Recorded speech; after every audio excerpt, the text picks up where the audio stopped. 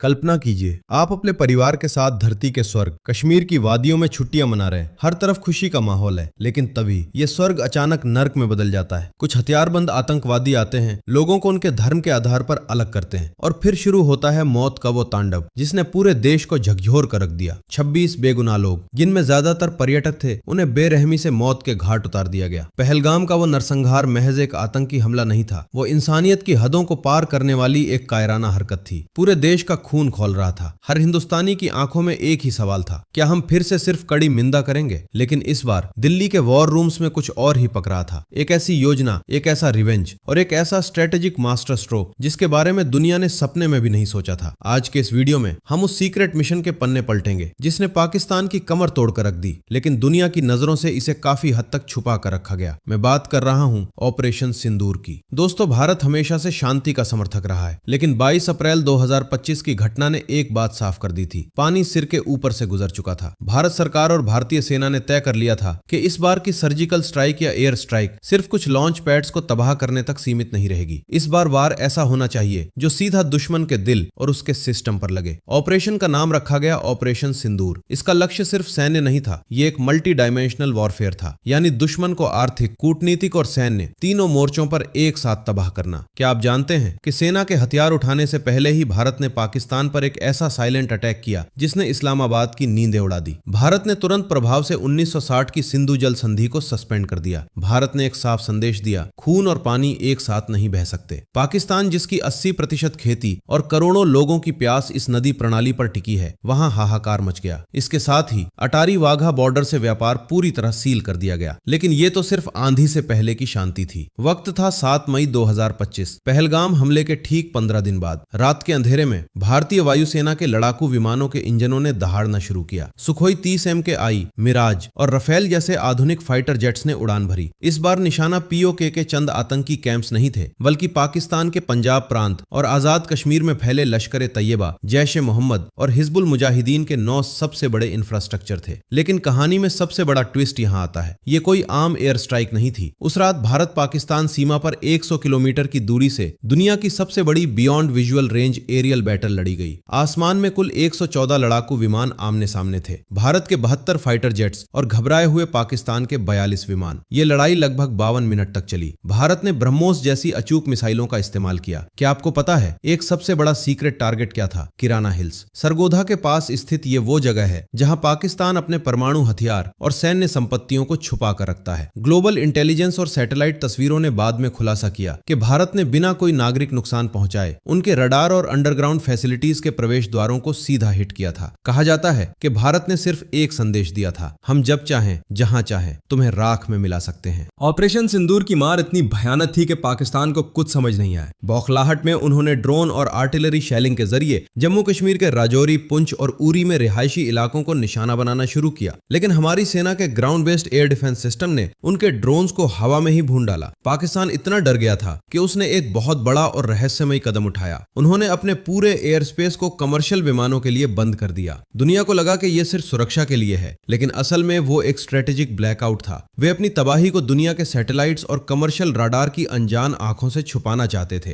अंदर ही अंदर उनके लीडर्स की इमरजेंसी मीटिंग्स चल रही थीं। ये युद्ध सिर्फ 4 दिन चला। 10 मई 2025 को पाकिस्तान की तरफ से घुटने टेक दिए गए और सीज फायर की गुहार लगाई गई। भारत ने अपना मकसद पूरा कर लिया था, बिना किसी पूर्ण युद्ध के दुश्मन के हौसले पस्त करना। लेकिन याद है वो 26 लोग? क्या भारत सिर्फ सीमा पार हमले करके रुक गया था? बिल्कुल नहीं। भारतीय सुरक्षा बलों ने घरेलू स्तर पर ऑपरेशन महादेव लॉन्च किया। हमारे वीर जवानों ने कश्मीर की वादियों में उन 3 मुख्य आतंकवादियों को ढूंढ निकाला जिन्होंने पहलगाम में गोलियां चलाई थीं, और उन्हें उसी की भाषा में जवाब दिया गया, सीधा मौत के घाट। इंसाफ पूरा हुआ। दोस्तों, ऑपरेशन सिंदूर सिर्फ एक सैन्य कार्रवाई नहीं थी, ये नए भारत का वो घोषणा पत्र था जिसे दुनिया ने स्पष्ट रूप से पढ़ा। इस ऑपरेशन ने यह साबित कर दिया कि भारत अब डिफेंसिव नहीं बल्कि प्रोएक्टिव है। चाहे कूटनीति से पानी रोकना हो या दुश्मन के घर में घुसकर मिसाइलें दागनी हो, भारत अब रुकने वाला नहीं है। ये उस 94/100 स्ट्रेटेजी का हिस्सा है जहां 94% काम खामोशी से किया जाता है और सिर्फ 6% दुनिया को दिखाई देता है। पहलगाम के उन 26 निर्दोष लोगों को शायद वापस नहीं लाया जा सकता, लेकिन ऑपरेशन सिंदूर ने यह सुनिश्चित किया कि उनकी शहादत बेकार नहीं गई। आपको क्या लगता है, क्या भविष्य में आतंकवाद को जड़ से खत्म करने के लिए ऑपरेशन सिंदूर जैसे और कड़े कदम उठाए जाने चाहिए? मुझे कमेंट्स में अपनी राय जरूर बताएं। अगर आपको आपको ये जानकारी पसंद आई और आप चाहते हैं कि देश के ऐसे अनसुने सीक्रेट ऑपरेशंस में आप तक लाता रहूं, तो वीडियो को लाइक करें, इसे हर भारतीय के साथ शेयर करें और चैनल को सब्सक्राइब करना बिल्कुल ना भूलें। जय हिंद, वंदे मातरम।